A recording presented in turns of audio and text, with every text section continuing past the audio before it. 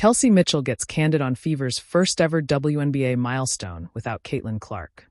The Indiana Fever was truly a side that seemed threatening in the playoffs, with the potential to win the championship even without Caitlin Clark. If only a couple of minutes had been in their favor in the semifinal Game 5 against the eventual champions, the Fever would have been a serious contender against the weak Phoenix. But moving on from the ifs and buts, Indiana did win some silverware this season, its first Commissioner's Cup. And who better than Kelsey Mitchell to talk on that matter? Mitchell explained that it was an underrated hero who gave them the push to be here. The social media world and the narrative is that certain people doing certain things to win Commissioner Cup is the way we won it. And I think it didn't happen that way for us. The way we won the Commissioner Cup was Natasha Howard led us for one. Natasha Howard, who she was, she led us. She was who she was. And so the vet and she started bringing us along, Mitchell said on Bird's Eye View with Sue Bird. As the MVP for that game, finishing with 16 points and 12 rebounds, this answer was expected. She had a modest 4 assists and 2 steals along the way, but it was her impact beyond the box score that really mattered. Yes, her defense. She locked herself up against all WNBA player Nafisa Collier, and that practically won that game.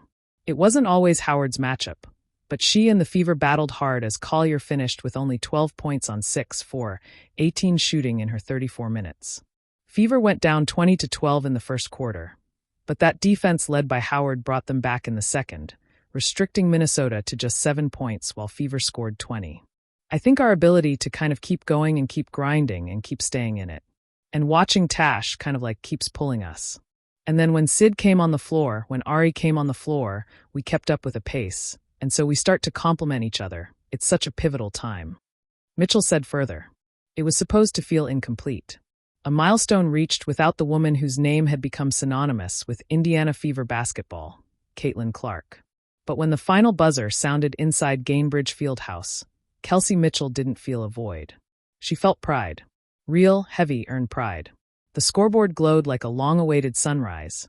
Indiana Fever 92, Seattle Storm 84. The win meant more than just another number in the standings. It marked the Fever's first ever trip to the WNBA semifinals, a breakthrough that fans had waited years, almost decades, to see. Yet Clark wasn't there. The rookie phenom, recovering from a minor off-season wrist procedure, was watching from the sidelines in a gray hoodie, her left arm in a soft brace. She smiled, clapped, and occasionally leaned toward assistant coach Carlos Knox to whisper a play observation. But the night belonged to someone else. It belonged to Kelsey Mitchell. For years, Mitchell had been the quiet engine of the Fever. Quick, fierce, underrated.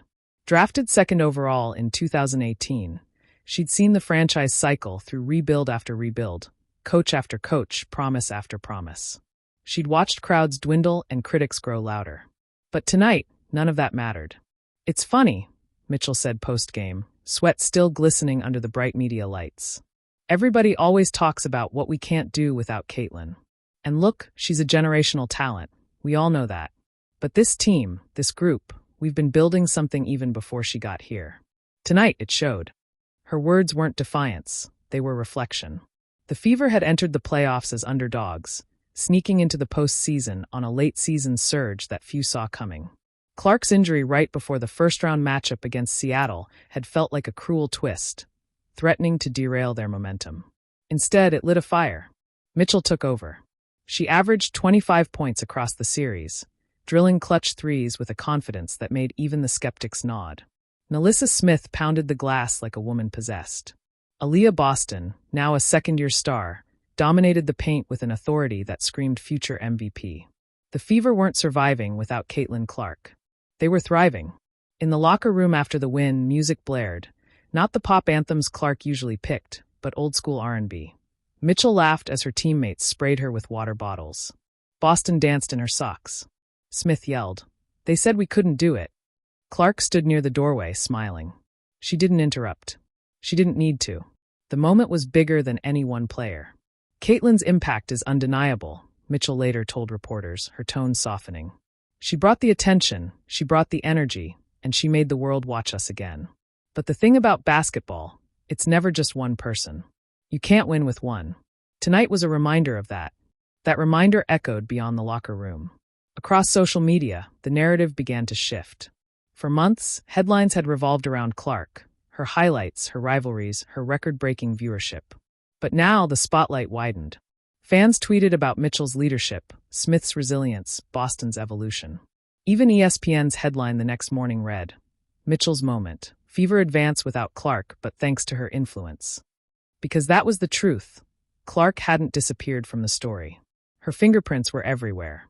Her unselfishness, her competitive fire, her willingness to learn from veterans like Mitchell. All of it had woven into the team's DNA. And for Mitchell, that balance mattered.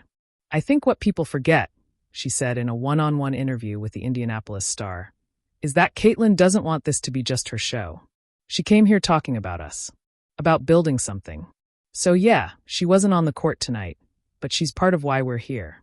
The Fever's first-ever semifinal berth was a franchise-defining moment.